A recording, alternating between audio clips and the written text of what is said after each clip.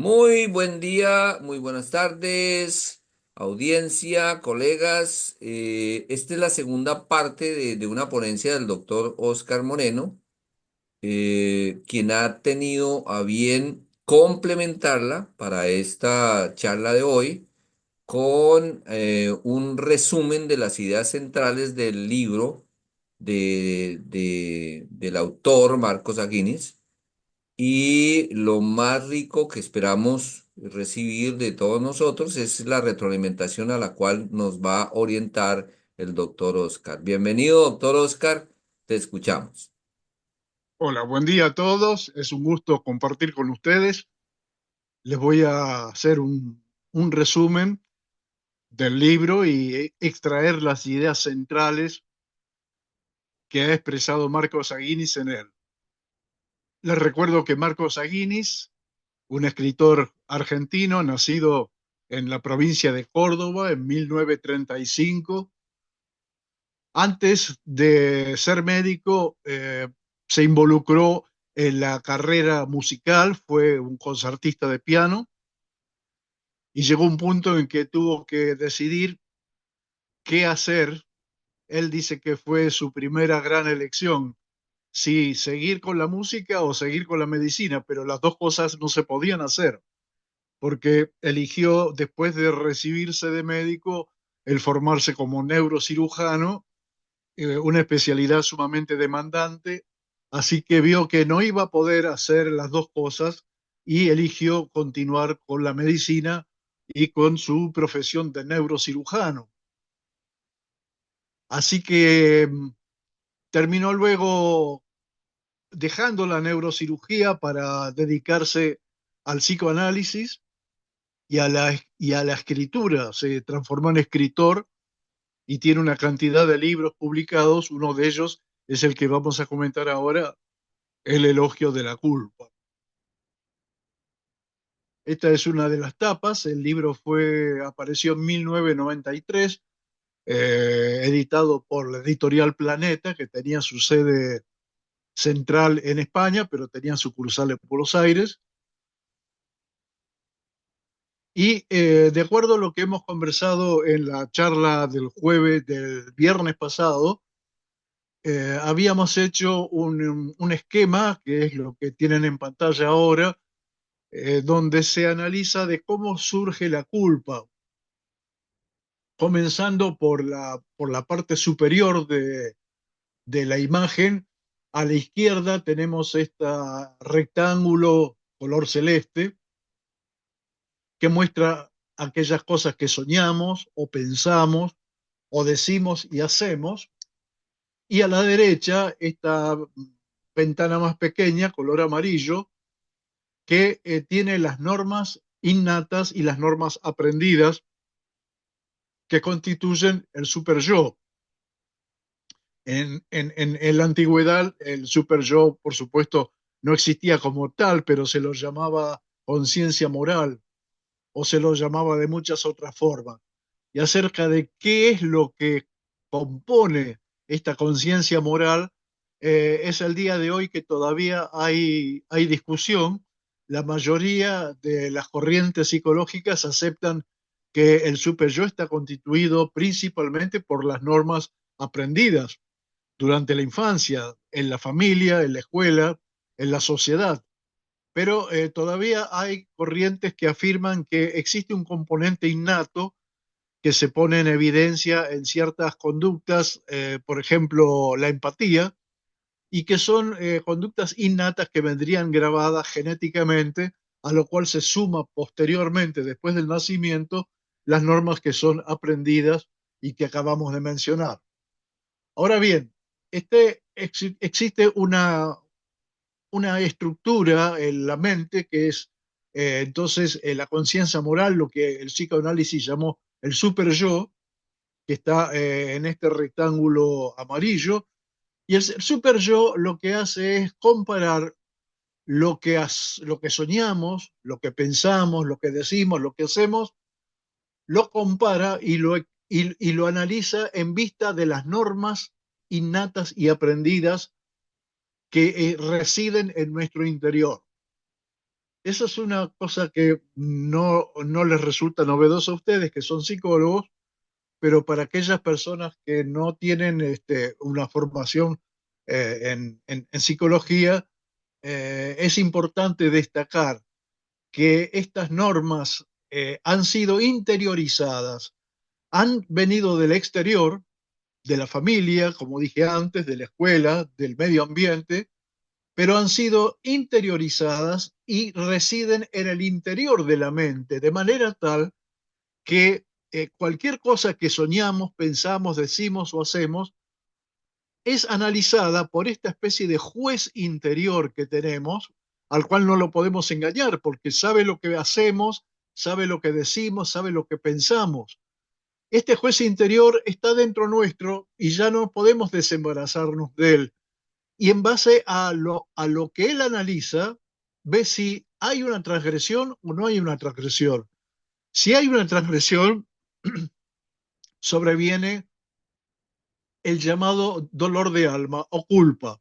La culpa es un dolor del alma, como han definido muchos autores, y las conductas que el humano adopta para tratar de aliviarse o de eliminar esta culpa son variadas, variadas. La más extrema y la más negativa es aquella que puede terminar con una severa depresión, con el autocastigo, penitencias y hasta el suicidio.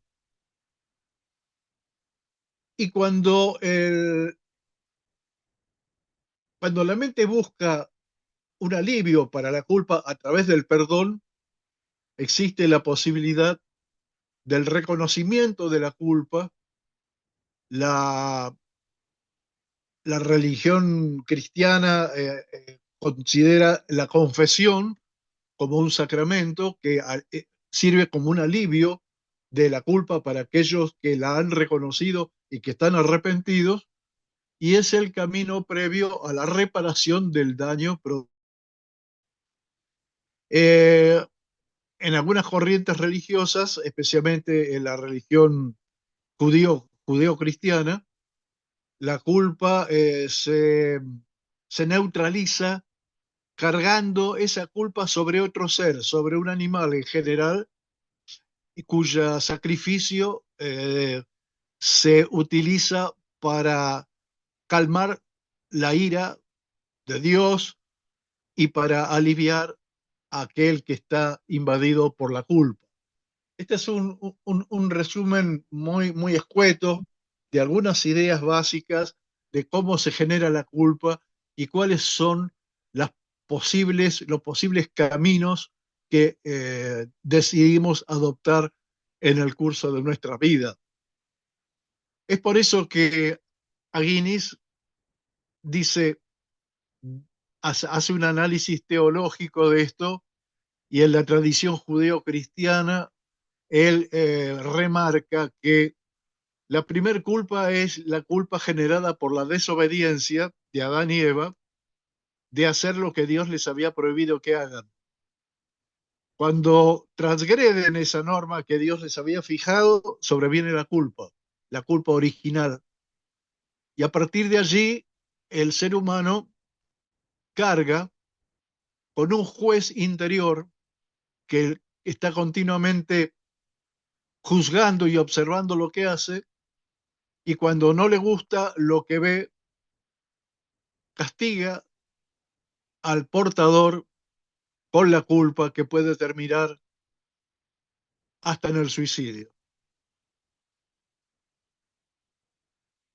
La idea de Marcos Aguinis con este libro de dejar que la culpa hable por sí sola es tomada de otros autores, en especial Erasmo de Rotterdam, que en el año 1507, en una ciudad portuaria de lo que es ahora Holanda, escribió un libro que fue muy famoso en aquella época y que lo sigue siendo, y que llamó El elogio de la locura. En ese elogio de la locura, para poder hacer una crítica al mundo y a la sociedad en la cual él vivía, que estaba repleta de problemas, como lo estamos nosotros ahora, la época del Renacimiento, no encontró mejor manera de hacer una crítica que haciendo hablar a la locura. ¿Por qué la locura? Porque la locura es impune. Nadie puede acusar a la locura de transgredir normas, porque la locura es la locura. La locura se le permite todo y no se le puede inculpar porque carece de responsabilidad. De manera que, previendo que sus escritos y sus críticas tan ácidas iban a despertar resistencias y hasta podía poner en peligro su vida, Erasmo de Rotterdam eligió como vocero de sus críticas a la locura, una entidad que no puede ser inculpada. La finalidad, si bien utilizó en muchos momentos la ironía o el sarcasmo, era una finalidad positiva porque consideraba necesario que la locura dijera cosas que nadie se atrevía a decir, de las relaciones que había entre las personas, de la constitución de la sociedad, del gobierno, del clero y de todos los diversos componentes de aquel mundo. No podían ser dejados de lado, no podía callarse el ser humano por temor, y se buscó entonces a una voz que no podía ser culpada como la voz de la locura. La finalidad de todo esto es la reparación, de encontrar la manera de que lo diga quien lo diga, las verdades, aunque sean duras, son el primer paso para reparar, para mejorar la vida interior de cada uno de nosotros, las relaciones que tenemos con las personas cercanas y por mejorar la sociedad en su conjunto. De manera que el afán reparador de Erasmo de Rotterdam fue una idea central que retoma Marcos Aguinis, haciendo hablar a la culpa, porque dice, la locura dijo todo lo que podía decir y aún así el mundo sigue patas para arriba. Predomina la violencia, la mentira, el aprovechamiento de los más fuertes sobre los más débiles, y reconoce que la locura no logró su objetivo, entonces le pasa la antorcha a la culpa para que la culpa hable por sí misma y se justifique a sí misma, o sea, se elogie. Como nunca nadie había antes hablado bien de la culpa era mal mirada, incluso era considerada como una enfermedad que debía ser extirpada. Marcos Aguinis, en su largo camino, encuentra que la culpa no es una enfermedad, que la culpa es una luz de alarma, una luz roja que se prende como la luz roja que se prende en los tableros de nuestros automóviles, indicándonos que hay algo que está mal, que hay que detenerse y que hay que ver qué es lo que está mal y tratar de reparar, porque la finalidad última es la reparación, la finalidad última es mejorar las condiciones en que los humanos vivimos en esta tierra. El libro El elogio de la culpa, lamentablemente no lo pude conseguir ni en papel ni en formato electrónico, por eso yo les pasé en el WhatsApp nuestro un link para que puedan ingresar a los archivos de Internet donde pueden acceder al libro y leerlo online. No se lo puede descargar, pero se puede leer online. Así es como yo lo leí. El que sí se puede descargar, incluso hay sitios que permiten descargarlo en forma gratuita, es este libro, que es un libro pequeño, donde Marcos Aguinis hace un resumen de toda su trayectoria y lo denominó la novela de mi vida. Está en Amazon para Kindle y está también en diversos sitios web, algunos de los cuales permiten bajarlo sin cargo. Es un libro que para aquellos que se interesen de esta persona tan inteligente y tan fuera de lo común, puedan acceder a la lectura, que es muy agradable y deja muchas enseñanzas. La novela de mi vida, de Marcos Aguines.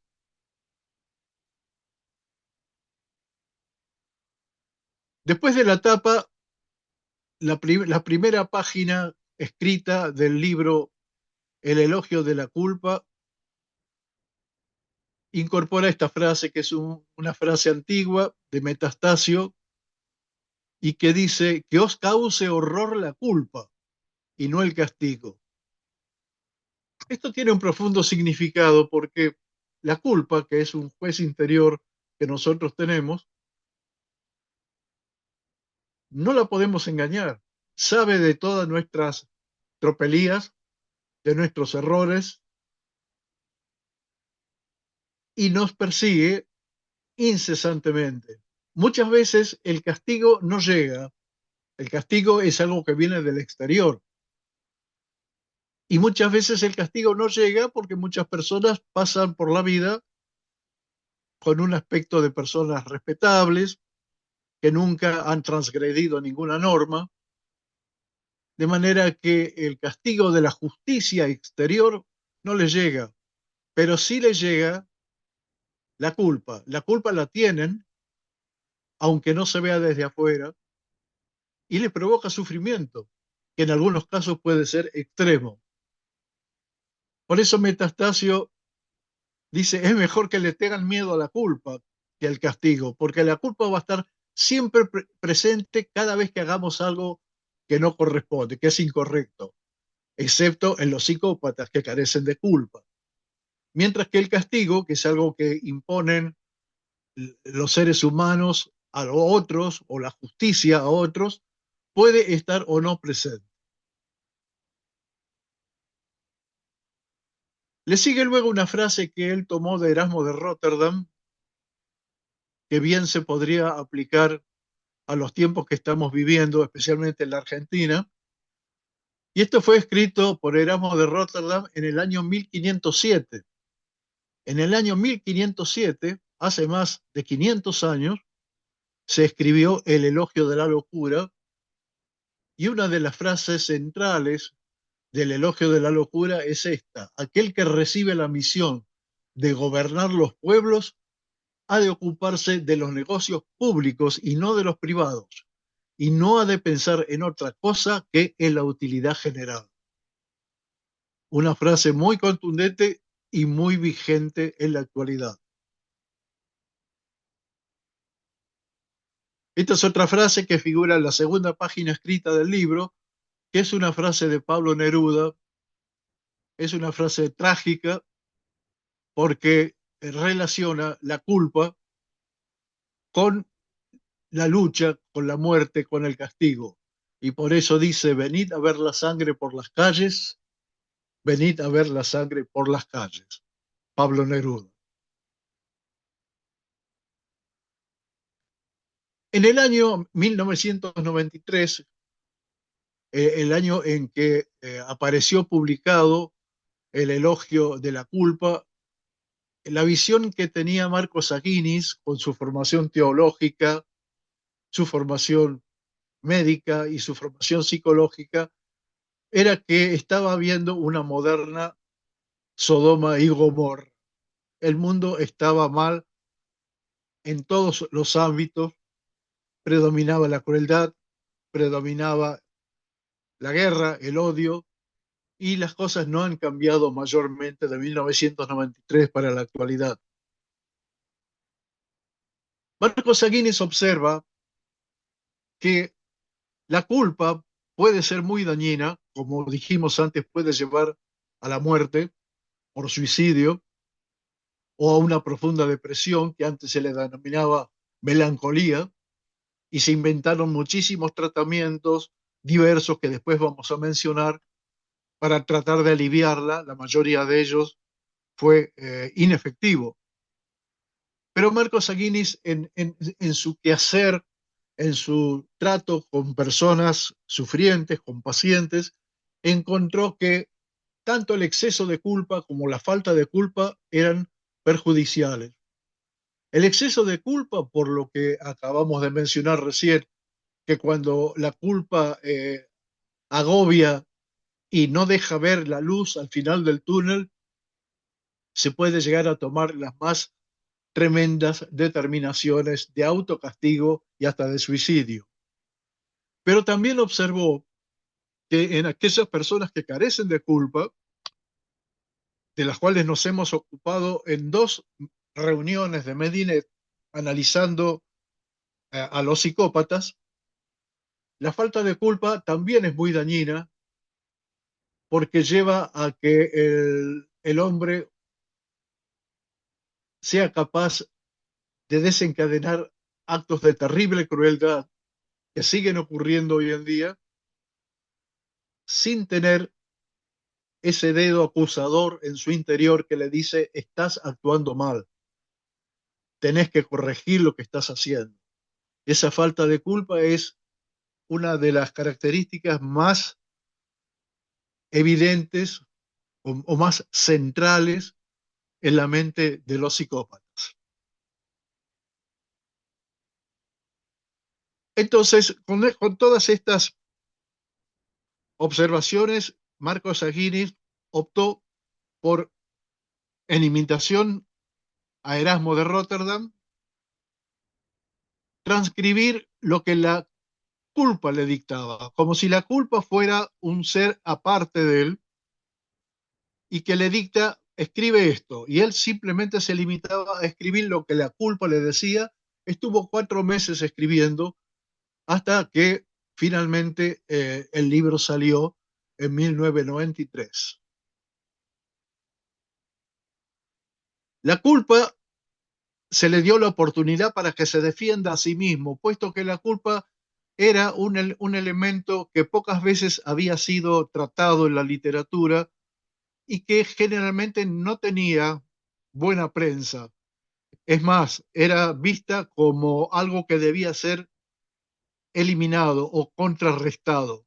De manera que la culpa en sus primeras páginas habla de sí misma y defiende su existencia. Y dice que si bien ha sido mal mirada a lo largo de la historia, sin ella la especie humana no hubiera podido sobrevivir. De manera que inicia en las primeras páginas del libro su propia defensa, a imitación de lo que Erasmo de Rotterdam hizo dándole la palabra a la locura.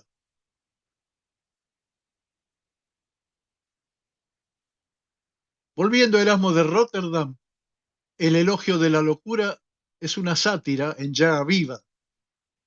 Es la misma locura que se burla de la falsa religiosidad y de otras ideas y sentimientos, mantenidos por aquellos que en realidad los escarnecen.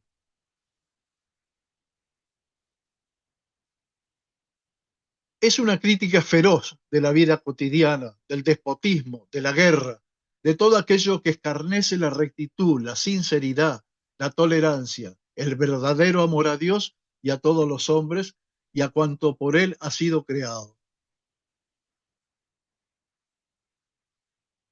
¿Cómo no recordar entonces a la locura que fue escrita hace más de 500 años en 68 capítulos en una semana y que es un libro que dejó una impronta, una huella muy importante y que sigue aún teniendo vigencia? Por eso yo compartí el libro en PDF en el grupo nuestro de WhatsApp.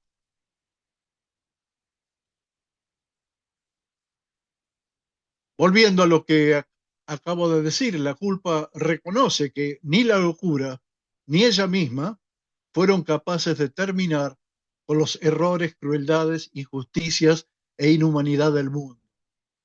Y al final del libro presenta a su sucesora, que es la responsabilidad, pensando que la responsabilidad iba a ser un mejor trabajo que la locura y un mejor trabajo que la culpa, e iba a permitir que el ser humano repare y se repare a sí mismo para salir de este círculo interminable de crueldades y de abusos.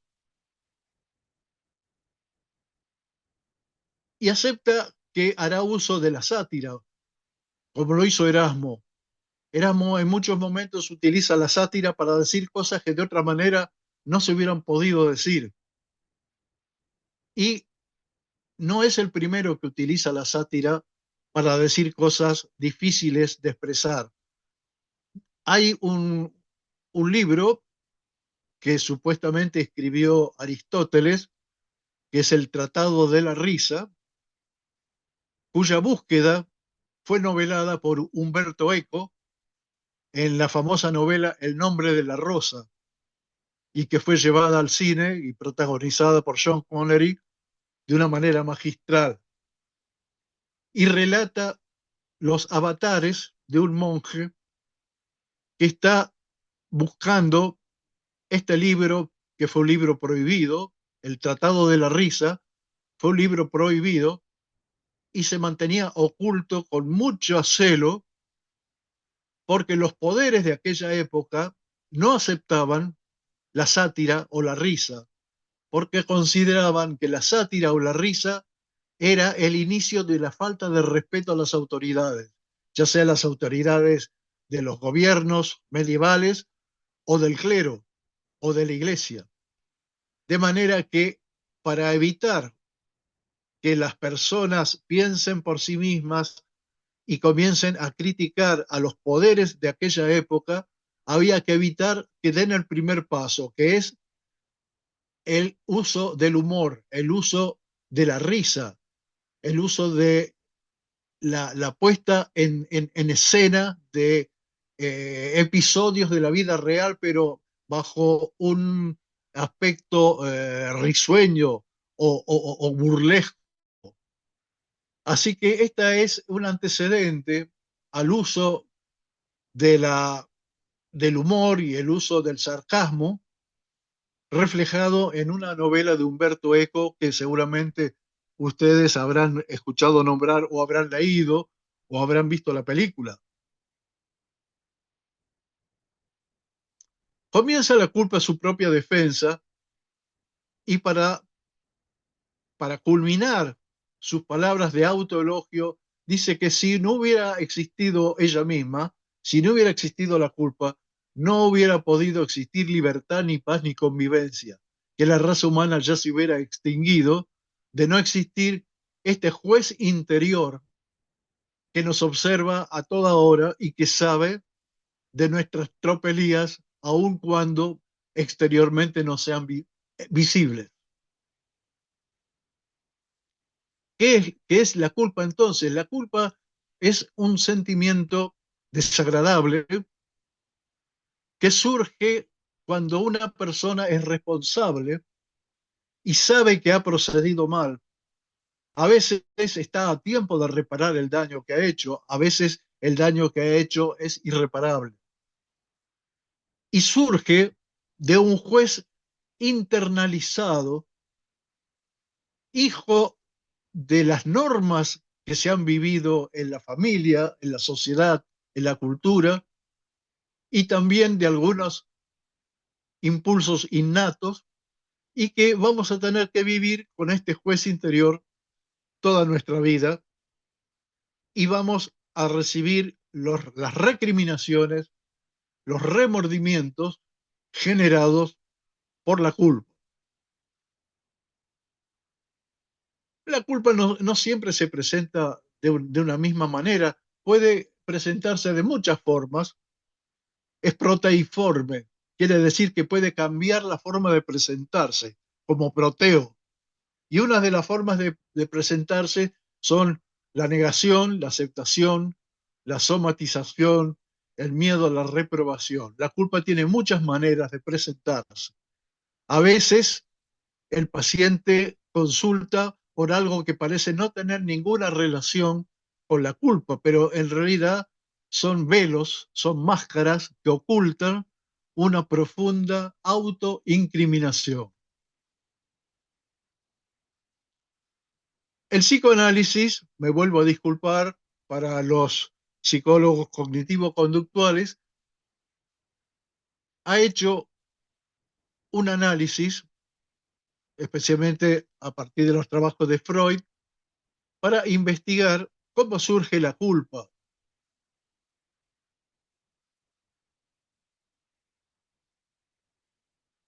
Hay una cantidad de prohibiciones que vienen de las culturas antiguas, como la prohibición del incesto, la exogamia, que se constituyen como normas de especie y cuya ruptura genera culpa. Esto está bien narrado y detallado en el capítulo de Freud, Tótem y Tabú.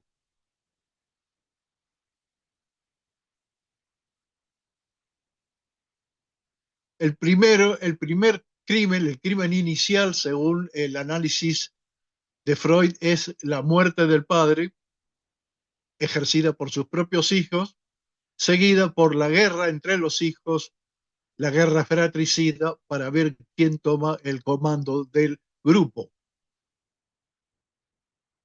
Y para tratar de poner un límite a esta guerra fratricida, surge la culpa. Como les dije antes, en la historia judeocristiana, la culpa surge de la conciencia de haber desobedecido lo que Dios había mandado. El castigo fue la expulsión del paraíso y a partir de ahí el ser humano cargó sobre sus espaldas por el resto de su vida y su existencia el peso de la culpa.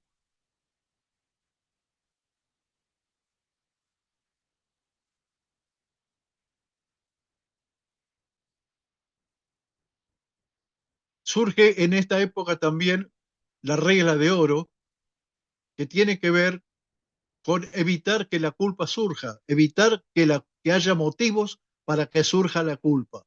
Y para ello se resume esta enseñanza en la regla de oro, que dice: no hagas a los demás lo que no quieren que te hagan, lo que no quieres que te hagan a ti, y que figura en numerosas filosofías y numerosas religiones, todas de la misma manera.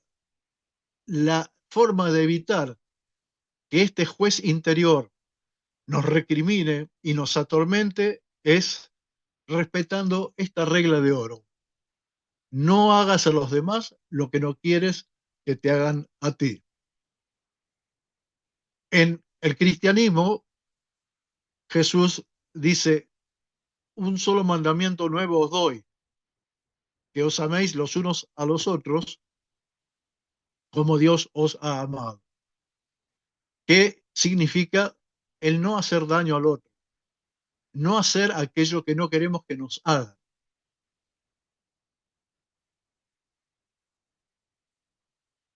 Hay un momento en el libro de Marcos Aguinis que la culpa, reconociendo tantos fracasos que ha habido a lo largo de la historia, tantas crueldades reflejadas en diversos episodios de guerras, de dominios, de crueldades, que se pregunta: ¿no sería mejor que me jubile? ¿No sería mejor que me vaya? Porque reconoce que, si bien actúa con crueldad, con dureza, no ha logrado extirpar del ser humano todas las conductas dañinas que se ven a lo largo de la historia. Y eso lo vamos a ver después, que ya lo hemos tratado en la reunión anterior, cuando hablamos de la dualidad de la naturaleza humana. La naturaleza humana es tal que tiene la capacidad para la vida y la capacidad para la muerte, lo que Freud llamó eros y tánatos, y que esos dos componentes, que se oponen el uno al otro, coexisten dentro nuestro y lo seguirán haciendo, de manera que la culpa va a seguir existiendo, porque siempre va a haber actos realizados por tánatos, por el impulso de muerte, que van a hacer daño a otros y que nos van a generar este terrible sentimiento de auto-reproche. Después de esos momentos de tristeza, la culpa en la cual pensaba que sería mejor irse porque no podía hacer más nada, la culpa adopta una actitud más positiva y reflexiona y concluye que si no hubiese existido, la especie humana hubiera desaparecido. También descubre que una de las máscaras tras la cual muchas veces la culpa se esconde es a través de la depresión o la melancolía. Nosotros utilizamos actualmente la palabra depresión más que melancolía, que es un término antiguo, y en nuestra cultura moderna, informática, la atribuimos a desbalances de neurotransmisores. Pero el análisis más profundo demuestra que muchas veces detrás de esa depresión, esa falta de deseos de continuar adelante, esa falta de deseos de vivir, se ocultan severos autorreproches que no nos dan descanso, que no nos dan perdón, y muchas veces la depresión es la máscara que esconde un profundo sentimiento de autoculpabilidad. Esto me gustaría que luego ustedes, como psicólogos, opinen, porque es un campo muy amplio. De esta manera, la depresión o melancolía, como se la llamaba antes, a lo largo de la historia se atribuyó a muchas causas, entre ellos a causas humorales como la bilis negra, y se utilizaban medidas para combatir a esa famosa bilis negra que se pensaba que era responsable de la melancolía.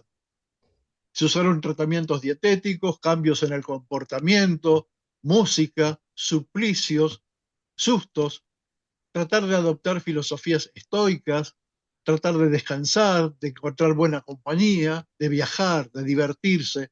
Son todas medidas, algunas duras, otras más livianas, que buscaban el alivio de la melancolía, en la mayoría de los casos sin éxito alguno. El grado extremo de depresión o melancolía fue llamado asidia en la Edad Media y era un estado extremo de autoabandono físico, mental y social, al cual no se le encontraba solución, y era independiente del grado de educación y del poder económico del que lo padecía. Constantino el Africano en el siglo XI reunió todos los conocimientos que había hasta ese momento sobre la melancolía y adoptando una conducta un poco más eh, comprensiva, aconsejaba palabras afectuosas, música, leche de mujer o de burra, estornutatorios, alimentos frescos, orientar la casa hacia el levante y hasta también recomendaba el coito, reconociendo que después del coito la mayoría de las personas se sentían relajadas y aliviadas, de manera que recomendó esta medida como medio para combatir la depresión. Aladino de Laurens aconsejaba esparcir rosas, cáscara de limón, usar colores rojos y amarillos, pescados de agua clara, frutas. Jacques Dubois pasó al otro extremo. Jacques Dubois aconsejó que los enfermos con melancolía o depresión debían ser azotados, debían ser castigados. ¿Y cuál es el trasfondo de este tratamiento tan cruel? Porque Jacques Dubois opinaba que el melancólico o depresivo ansiaba ser castigado por algo que había hecho mal. Aunque no lo confesara, muchas veces el melancólico estaba ansiando no que lo traten bien, no que le pongan música o le den buenas comidas, sino que lo flagelen, que lo castiguen, porque consideraba que había hecho algo tan malo que era merecedor de ese castigo. Por esa razón, Jacques Dubois observó esto y decidió que azotar a los enfermos con melancolía o depresión muchas veces los mejoraba. Por otro lado, John Christian Rales, que fue el creador de la palabra psiquiatría, se oponía a estas crueldades con el enfermo y aconsejaba medidas más reconfortantes, eh, a veces alternadas con algún castigo y con algunas recompensas como acercar prostitutas a los enfermos y hasta un piano de gatos. Ustedes dirán, ¿qué es un piano de gatos? Un piano de gatos era un grupo de gatos puestos uno junto al otro, atados uno al lado del otro, con la cola extendida y fijada para que no la puedan recoger, y un piano que tenía en cada una de sus teclas una púa que dañaba la cola de los gatos, de manera que por cada vez que el ejecutante apretaba las teclas, las púas caían sobre las colas de los gatos y los gatos gritaban de dolor, y a eso le llamaron el piano de gatos. Y decía que la observación y la escucha de esos gritos y la observación de los gestos de los animales sufrientes muchas veces ayudaba a superar la melancolía o la depresión. Aunque parezca mentira, estas cosas existieron. También se probaron purgas, eméticos, sangrías, píldoras, polvos de la alegría, sales de ajenjo, maíz de valeriana, baldes de anguilas. Fueron una de las tantos tratamientos usados sin éxito. Y poco a poco se fueron abandonando las medidas de crueldad porque pareció que lo mejor que se podía hacer era escuchar al enfermo, dejarlo hablar y esperar a que espontáneamente en su discurso aparezcan las causas de su enfermedad, que muchas veces no eran otra cosa que autorrecriminaciones, remordimientos, como se solía llamar antes. Luego analiza las diferencias entre el duelo y las melancolías y destaca que en la melancolía se pierde la autoestima. El paciente melancólico, deprimido, se tiene a sí mismo como muy pequeño y de muy poco valor, y considera además que merece ser castigado y merece ser despreciado por los demás. Esa es la causa por la cual los tratamientos crueles muchas veces mejoraban al melancólico porque le daban lo que él en el fondo de su alma estaba buscando, un castigo por el daño o por el mal proceder que habían tenido. Entonces Freud encontró que en la melancolía una parte de la mente acusaba y castigaba a otra parte de la mente, y que esta división o escisión de la mente o de la psique reducía las ganas de vivir, de producir y la energía. O sea, tenemos una parte nuestra en contra de otra, todo ocurriendo dentro de nuestra mente. Este reconocimiento de que la mente estaba constituido por diversos componentes, que carecía de integridad,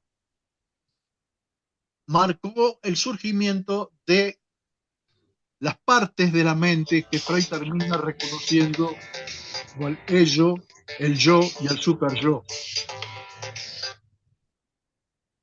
Doña Lira, muy buenos días. Yanira, buenos días, ¿cómo está? Qué pena con usted. ¿Podemos continuar? Adelante, Oscar.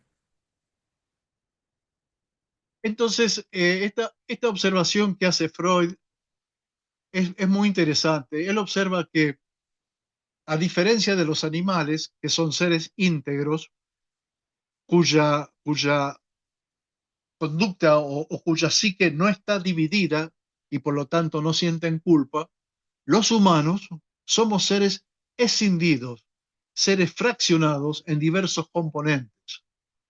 Hemos perdido nuestra integridad, hemos perdido nuestra coherencia de especie y para poder sobrevivir hemos tenido que construir una cultura lenta y trabajosamente y al mismo tiempo tratar de entender qué es lo que nos pasa y qué es lo que le pasa a los que nos rodean.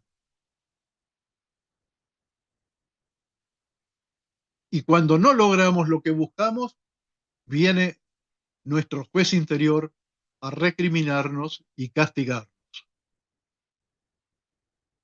Ahora bien, las culturas también han inventado por una necesidad de supervivencia momentos de recreo, momentos en los cuales la culpa se queda callada y deja que las personas tengan un momento de disfrute, de alegría, de goce, porque si no, no podrían sobrevivir. Así que estos recreos que la culpa nos otorga ocasionalmente dejan paso a fiestas, saturnalias, carnavales o eventos similares donde las normas son transgredidas, son burladas, donde cada uno deja de ser lo que es diariamente, se pone una máscara, se ríe, se burla de otros, y estos recreos son inteligentemente manejados por la culpa que nos dice, bueno, esta tarde vas a tener un recreo, pero mañana volvés a ser el que eras, y mañana a seguir las normas otra vez. Así que esta es una explicación interesante que hace Freud en su estudio de diversas culturas acerca de estas fiestas que los humanos solemos tener y bautizar con diversos nombres. La culpa reside en algo que Freud o el psicoanálisis asemejan a un castillo, que sería el castillo de la conciencia moral o la instancia crítica interna, y lo que luego psicoanálisis terminó denominando el super yo. Ahí es donde reside la culpa, dentro nuestro, en este castillo de la conciencia moral o la instancia crítica interna. Esto está bien ilustrado en un pasaje de los hermanos Karamazov de Dostoyevsky. Y se muestra en este pasaje algo muy interesante, que la culpa puede surgir no por algo que hemos hecho, que surge, sino por algo que hemos pensado o que hemos deseado, pero que no hemos llevado a cabo.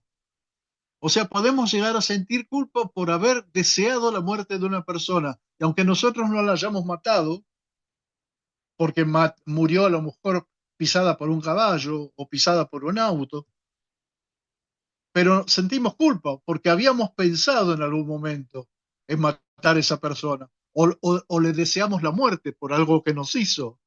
Y a pesar que nosotros no fuimos responsables de la muerte, podemos llegar a sentir culpa por algo que no hemos hecho, pero que sí hemos pensado o deseado.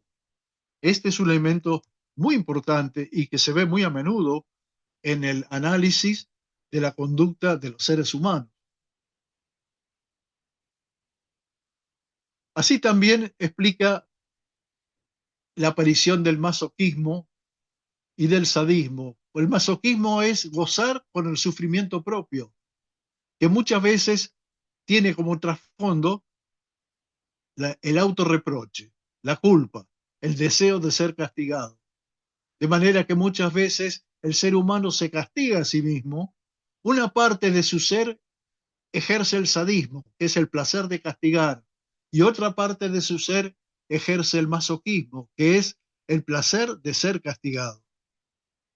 Y dice que la coexistencia dentro de nosotros mismos de estos dos principios opuestos, Eros y Tánatos, justifican tanto al masoquismo como al sadismo.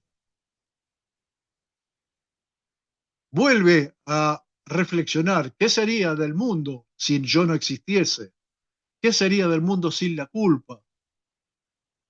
La culpa es, a pesar de que es dura y es cruel y está permanentemente presente, hay momentos en que queda cancelada. Momentos que queda cancelada la culpa por un instinto de supervivencia. Por ejemplo, si hay un cine lleno de gente y de repente alguien grita fuego, puede producirse un tumulto de la gente por tratar de salir desesperadamente, y en ese momento de desesperación la gente se empuja una a la otra, hasta pueden llegar a pisarse el uno al otro, y puede morir gente pisada por el tumulto, porque en ese momento la culpa está cancelada, porque está predominando el instinto de supervivencia. Y esto existió en todas las épocas.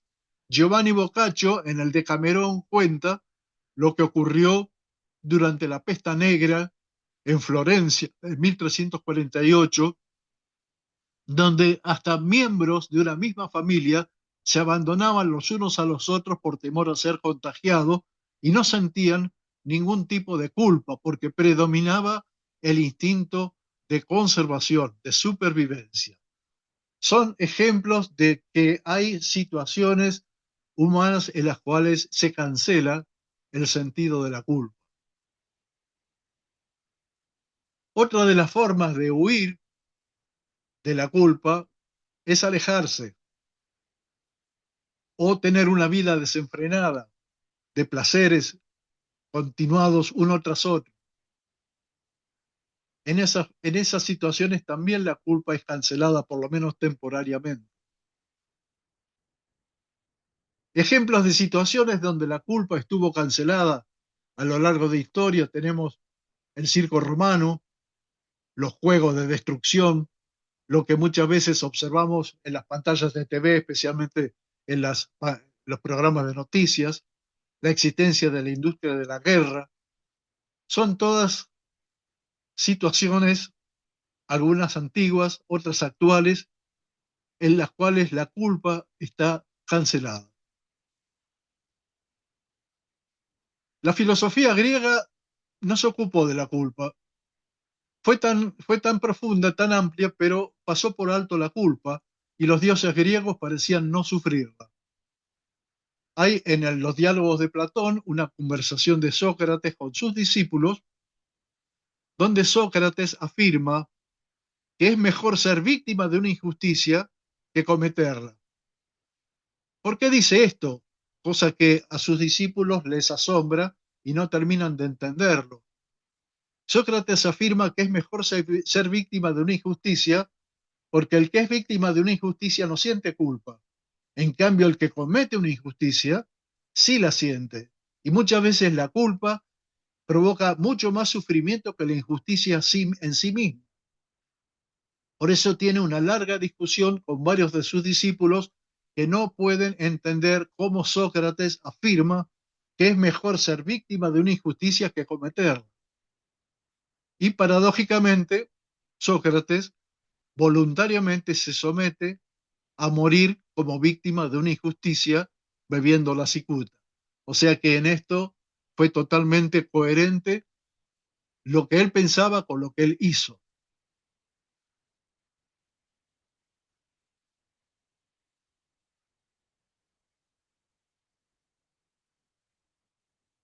En una ocasión, el Papa salió del Vaticano para hacer una visita a Sudán, que era un país africano que estaba sufriendo tremendas crueldades, especialmente los cristianos de esa región estaban siendo torturados y matados, y los sacerdotes cristianos sobrevivientes le entregaron una carta al Papa para que la leyera y la difundiera, denunciando las crueldades que estaban sufriendo los cristianos en ese olvidado país de África.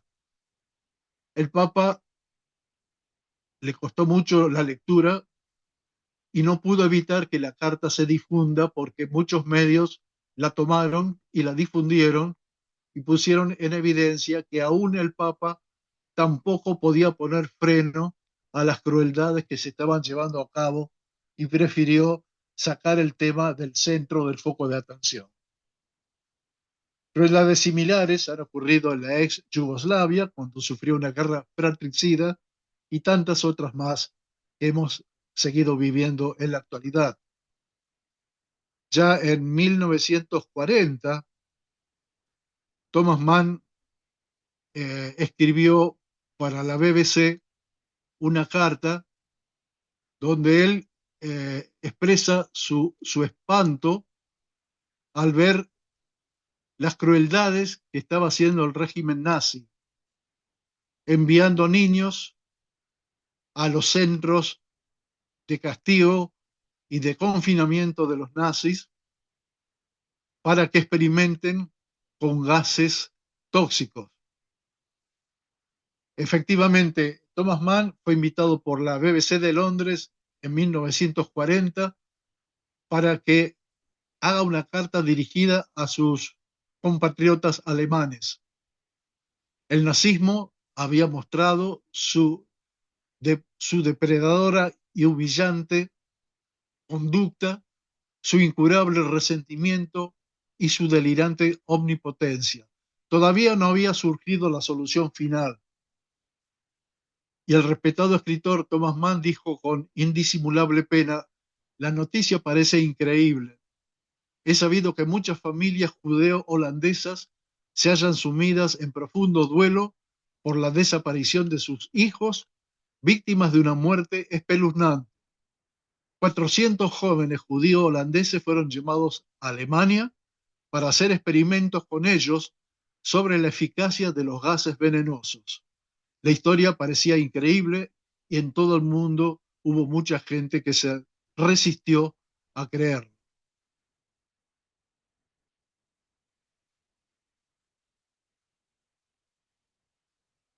En la antigua obra de teatro Antígona, Sófocles muestra la oposición entre las leyes familiares y las leyes del Estado. En estas antiguas obras de teatro, aparte de los actores, un coro que recitaba la idea de fondo de la obra. Y en esta obra Antígona, el coro revela en su recitado la verdadera naturaleza dual del hombre, con sus grandezas y sus miserias. Y como vimos en la charla anterior, la dualidad de la naturaleza humana ya fue considerada por Lao Tse 600 años antes de Cristo, quien fundó el taoísmo.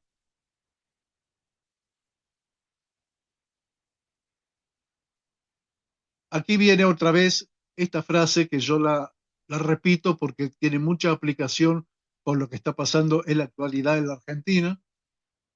Son palabras que la locura le da o le dice a los ocupantes del poder que aquel que recibe la misión de gobernar los pueblos ha de ocuparse de los negocios públicos y no de los privados, y no ha de pensar en otra cosa que la utilidad general. Erasmo de Rotterdam en El elogio de la locura. Para poder escapar o para poder sobrevivir, el hombre necesitó crear la cultura. Creó las primeras herramientas, creó los primeros elementos fabricados con sus manos, con sus herramientas, y vio que la cultura que fue creando a través de distintas generaciones le dio una gran cantidad de ventajas para vivir más cómodamente y para progresar, y al mismo tiempo le impuso una restricción a sus apetitos, una sujeción, que fue lo que terminó llamándose el contrato social. Y para el desarrollo de todos estos elementos se requería el auxilio de la culpa. Y como consecuencia de esta naturaleza dual, surge o se crea en el interior de las personas, especialmente en la niñez, los conceptos del bien y el mal. La religión y la ética mostraron que solamente el desear o el pensar el mal hacia otros generaba culpa, y que podía en algunos casos esa culpa ser peor que el realizar los actos en sí mismos. Por lo tanto, la conclusión era que no todo lo que se desea debe ser alcanzado o ejecutado, y que es necesario cancelar aquello que puede dañar a otros. De lo contrario, surgirá la culpa. Ya dijimos que estas normas que están en nuestro interior, constituyendo la conciencia moral o super yo, son normas aprendidas de nuestro entorno, padres, familia, escuela, religión, que una vez que se internalizan, constituyen el super yo o el vigilante interior.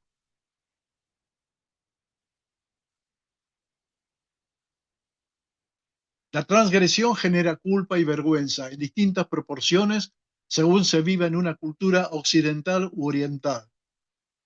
En la charla anterior, una observación muy interesante que hizo Gustavo fue que en Oriente predomina la vergüenza y en Occidente predomina la culpa. ¿Qué diferencia hay entre una u otra? Entre la culpa y la vergüenza. La culpa es generada por que otros, los que nos rodean, están presenciando un acto malo que estamos realizando. De manera que es una especie de castigo ejercido por la sociedad hacia el que procede mal. Mientras que la vergüenza es algo que no se ve desde el exterior. Muchas veces desde el exterior no sabemos que una persona está sufriendo una tremenda vergüenza, a menos que baje la cabeza, evite el contacto visual, se sonroje. Si no existen estos signos físicos, muchas veces la vergüenza permanece oculta y es necesario entonces ponerla en evidencia por otros medios. En el libro El crisantemo y la espada, que fue un libro que las Fuerzas Armadas de Estados Unidos encargaron a una antropóloga para que estudie las características culturales de Japón, Ruth Benedict estableció las diferencias culturales que mostraban que en una sociedad predominaba la culpa y en otra sociedad predominaba la vergüenza. El libro está disponible, PDF, si a ustedes les interesa yo se los puedo compartir.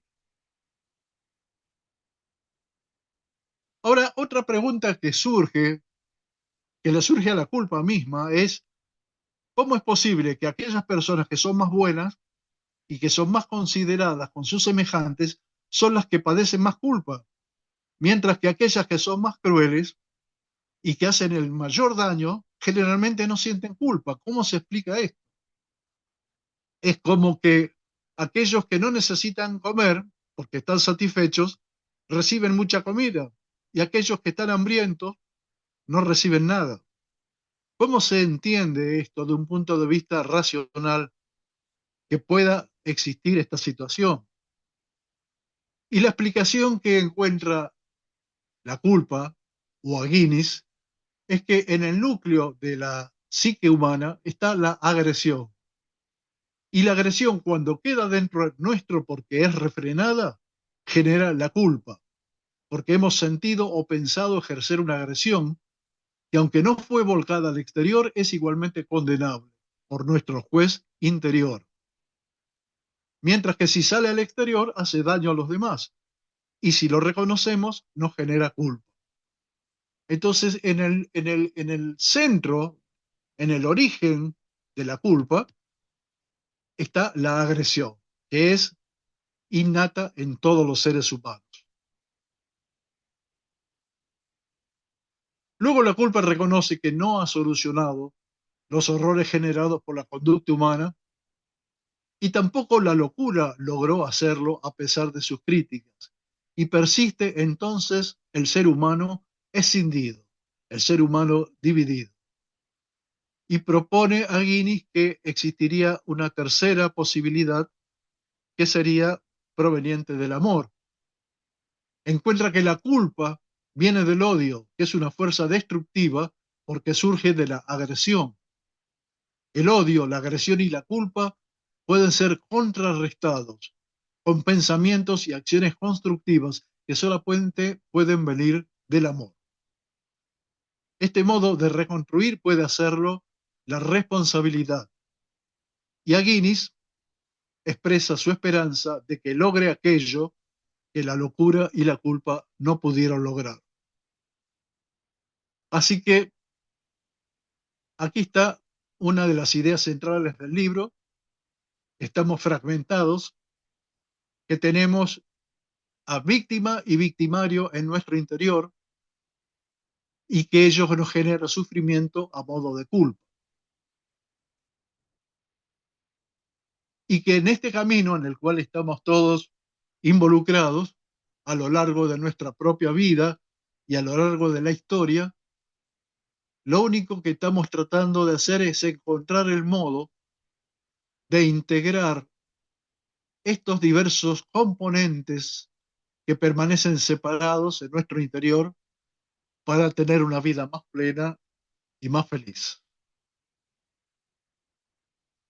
Bueno, aquí termina la exposición, así que me gustaría que ustedes den a conocer sus opiniones.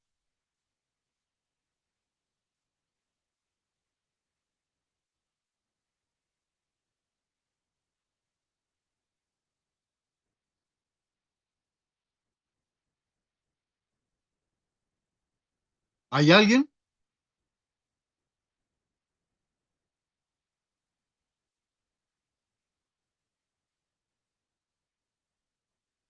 Hola, ¿hay alguien?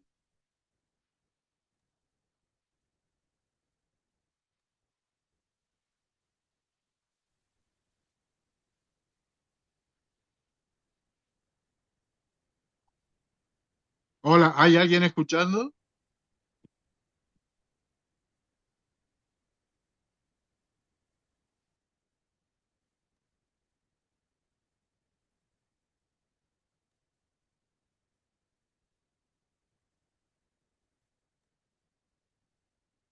Hola, Hola, ¿hay alguien? ¿me oyes? Sí, te escucho. Yo no sé que se fue la... ¿Has podido escuchar la presentación? Sí, hasta el final. Ah, bueno. ¿Qué puedes comentar al respecto, Gustavo? Bueno, pero muchísimas cosas. El tema de la culpa es un tema muy interesante. Eh, y sería, mis inquietudes más que todo van es hacia qué hacer con este sufrimiento, con estos padecimientos de los pacientes cuando se enfrentan a este tema de la culpa y no lo pueden manejar. Y en otro sentido también es que eventualmente hay la posibilidad de que el concepto de culpa eh, que se, que se trabaja con el que plantea el autor eh, corresponda a lo que normalmente entiende la gente o a algo mucho más preciso, porque hasta donde yo entiendo y he manejado el asunto, indudablemente existe digamos, una capacidad del individuo de darse cuenta de que sus acciones tienen efectos sobre otras personas o sobre sí mismo. Y cuando esos efectos no son positivos, eventualmente siente o viene a su mente algún tipo de, como tú decías, una alarma, ¿no? Una señal de que hay una incoherencia entre lo que una persona piensa, siente y hace, y así sucesivamente. Como una disonancia, como una cosa desagradable. Pero la culpa, como vuelvo y repito desde el punto de vista que yo he manejado, para mí es accesoria, para mí es totalmente cultural. Um, Existe la posibilidad siempre de que la persona se dé cuenta de que ha cometido un error o un tropiezo y se dé cuenta de cuál es la causa, su descuido. Por ejemplo, una persona va caminando y se cae, se tropieza con una piedra, un hueco, un poste. Bueno, hay dos posibles respuestas, ¿no? Una es la respuesta inteligente, no neurótica, completamente fuera de clínica, que es, me tropecé, no estaba mirando. La próxima vez voy a poner más cuidado. Remordimiento inteligente, llamémoslo así, por ponerle un nombre. En español no existe una palabra para la palabra que en sánscrito, en tibetano y en otros idiomas, no solo el japonés, representa la alternativa de la culpa, que es más o menos esto que te digo, un darse cuenta de que uno hizo algo inconveniente y tomar las medidas del caso. La otra opción es me caí y empiezo, qué bruto, yo soy un pendejo, maldito, estúpido, ¿cómo se me ocurre? Pero ¿cómo es posible que yo me caiga?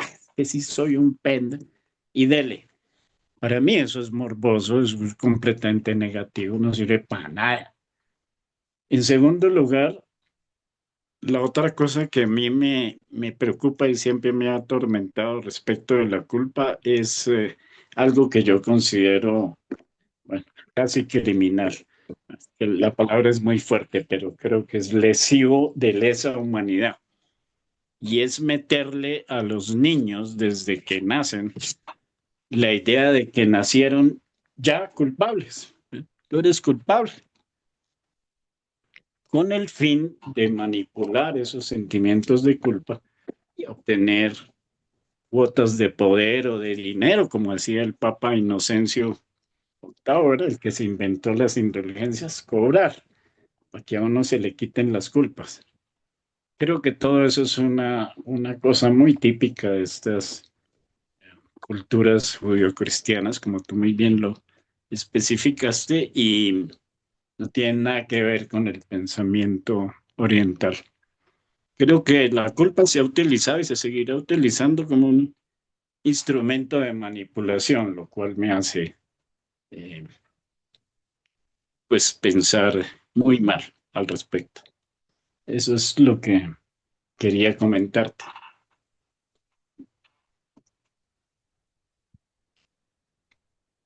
Gracias, Gustavito.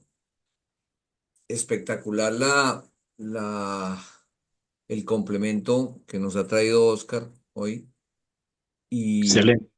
y digamos, el abrir el debate, porque yo lo que estoy viendo es que el debate va para largo. Lo que quiero es complementar un poquito la retroalimentación que nos ha aportado Gustavo con con una versión más actualizada, 2025, y de lo que ya hoy día la ciencia y la experimentación alrededor de de la conducta humana nos explica alrededor de de la culpa. En la charla anterior se hizo una pregunta que no se contestó. La culpa es, ¿qué es? Es un sentimiento y uno empieza a ponerle unas palabras para tratar de clasificar qué es eso de la culpa. Eso hoy día está muy claro, muy claro. Si nosotros, permítanme ser muy reduccionista para tratar de encajar una respuesta de qué es la culpa, versión 2025 de la ciencia, ¿no? Eh, si nosotros entendiéramos que el ser humano lo primero que hereda de la escala anterior de la naturaleza son sensaciones que son simplemente lo que nos entra, permítanme ponerlo de esa manera, nos entra por todos y cada uno de los sentidos, vista, oído, tacto, etcétera. Cada vez que hay un estímulo externo o un estímulo interno, nosotros generamos una reacción que se llama sensación. Son sensaciones basales, sensaciones básicas. Uno ya viene equipado con eso, ni más faltaba.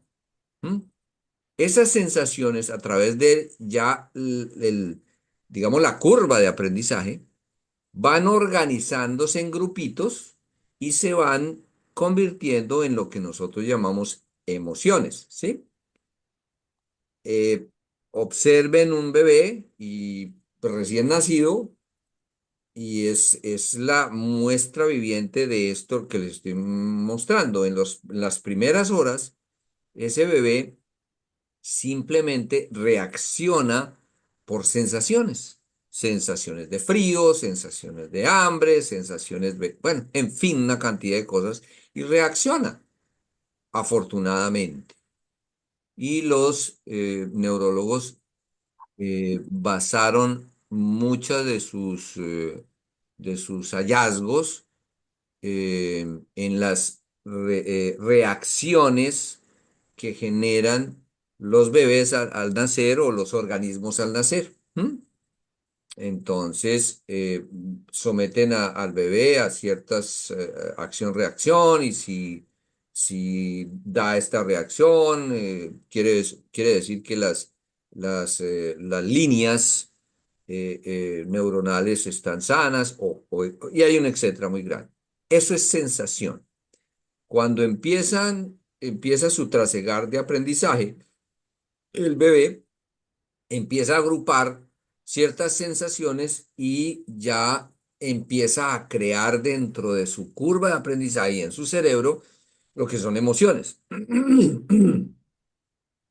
Un ejemplo clásico es el bebé siente la sensación de hambre y genera una reacción que es llanto, como expresando que siente una cosa displacentera y quiere resolver eso.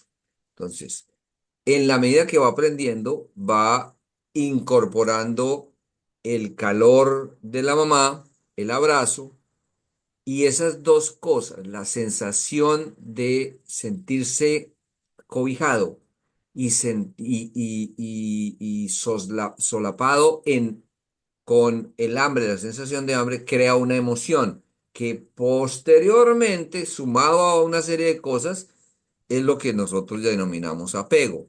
Ya el bebé muchas veces llora pidiendo alimento, pero no, la sensación básica principal no es la de hambre, sino la de protección, calor, cariño, etcétera. Bueno, eso se va agrupando. Entonces empieza el portafolio de emociones a construirse dentro de los seres humanos. Más adelante, con la curva de aprendizaje, se reúnen varias emociones y van haciendo grupitos y es lo que llamamos el nivel superior, que supuestamente es propio de los seres humanos y nosotros nos inventamos o creamos los sentimientos.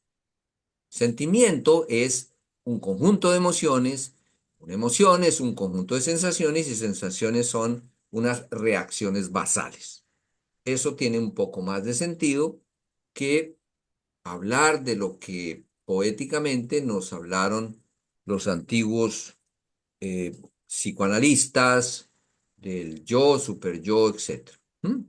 Para ser mucho más sintético, eh, el famoso superyo es lo que hoy día, tanto explicado por neurología como con las teorías pues los principios básicos de la conducta humana, eh, es el conjunto de redes neuronales que están enfrente, o sea, en la parte del prefrontal en nuestro cerebro, que nos apoyan el autocontrol.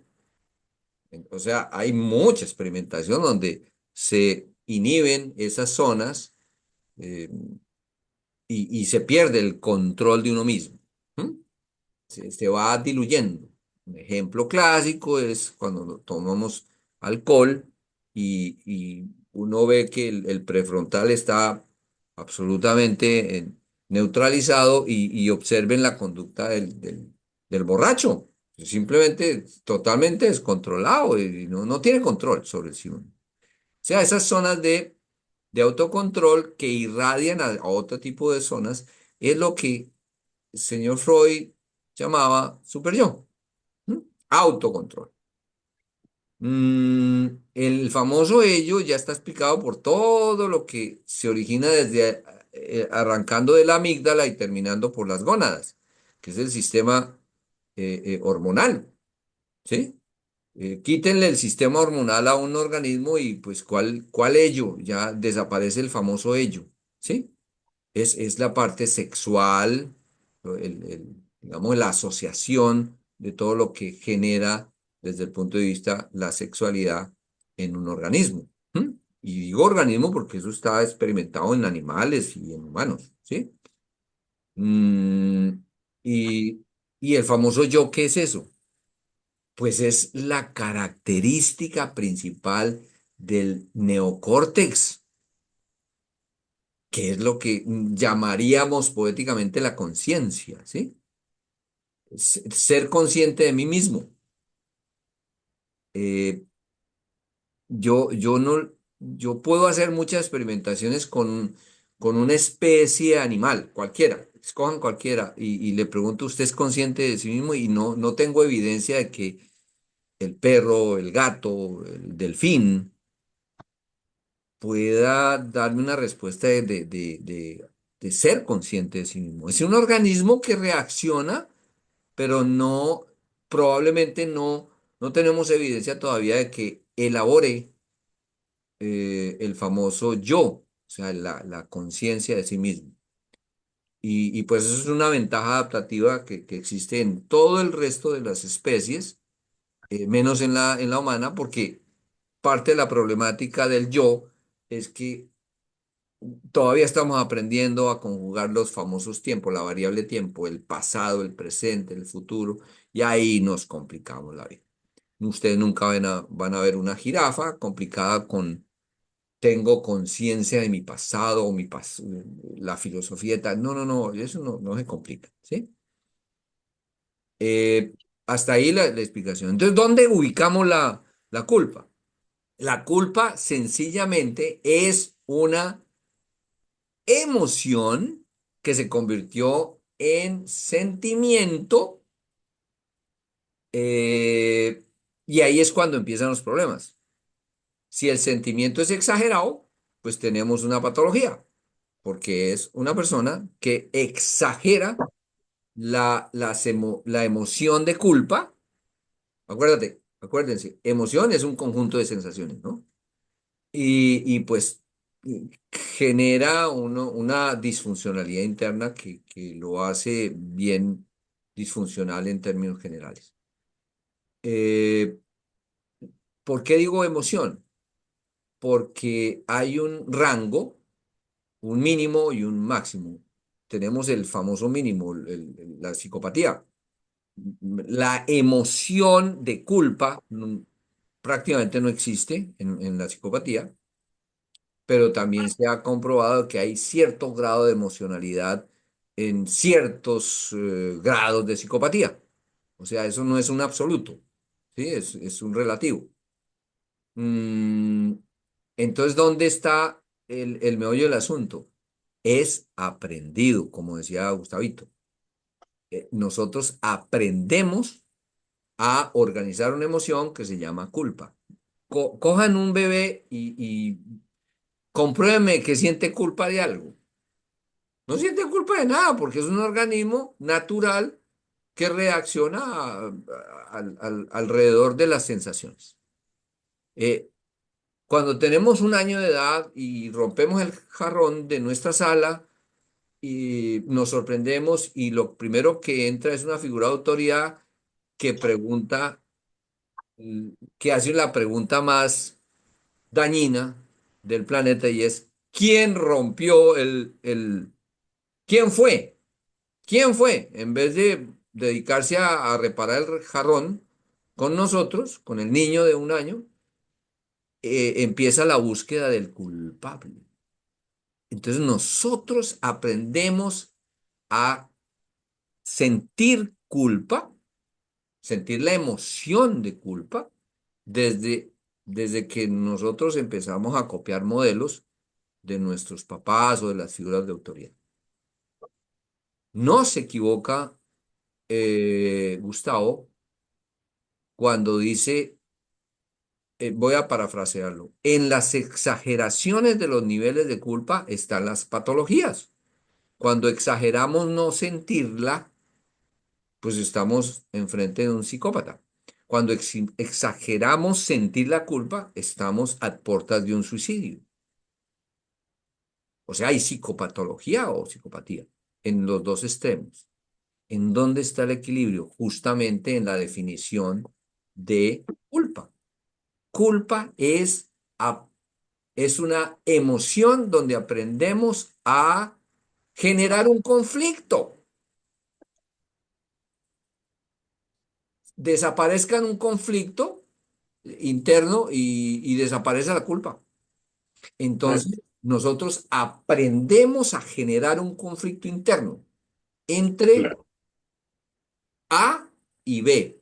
Llamémoslo, por el ejemplo, A, lo que se supondría es correcto, y eso correcto es discutible, y lo que yo hago, que es lo que he hecho y lo estoy clasificando de que no necesariamente es correcto. Ahí se genera un conflicto.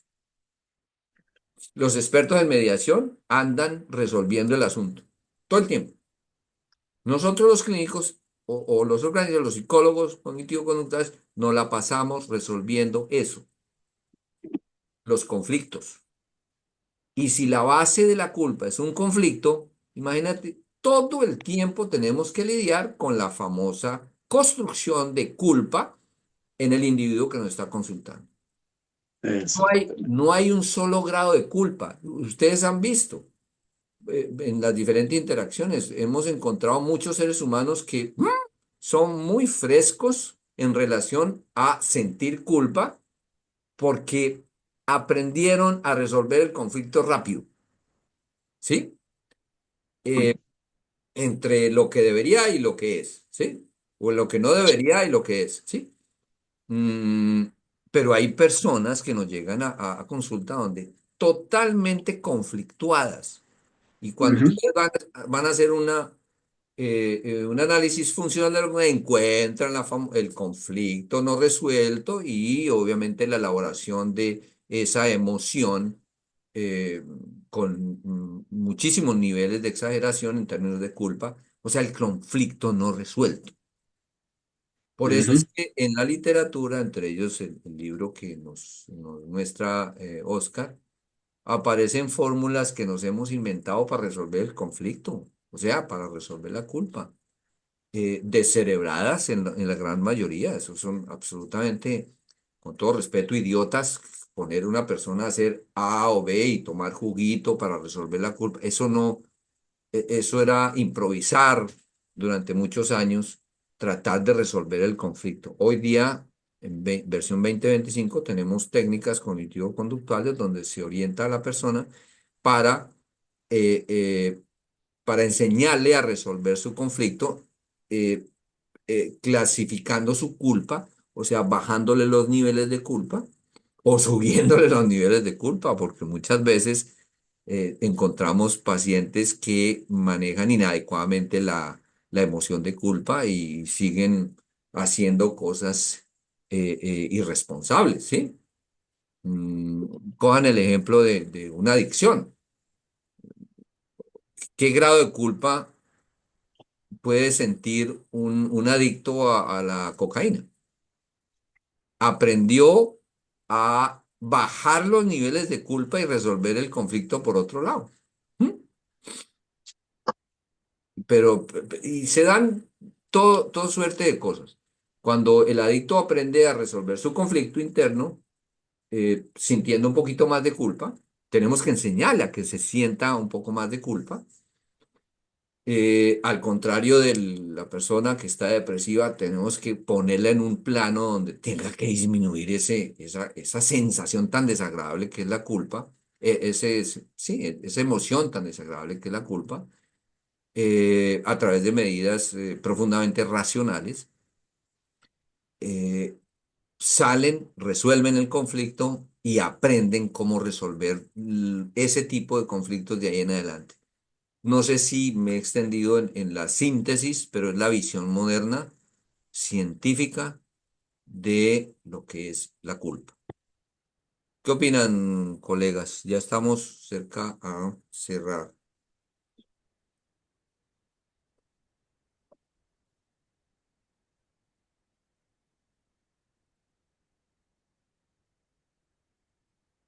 Creo que nos hemos pasado 10 minuticos.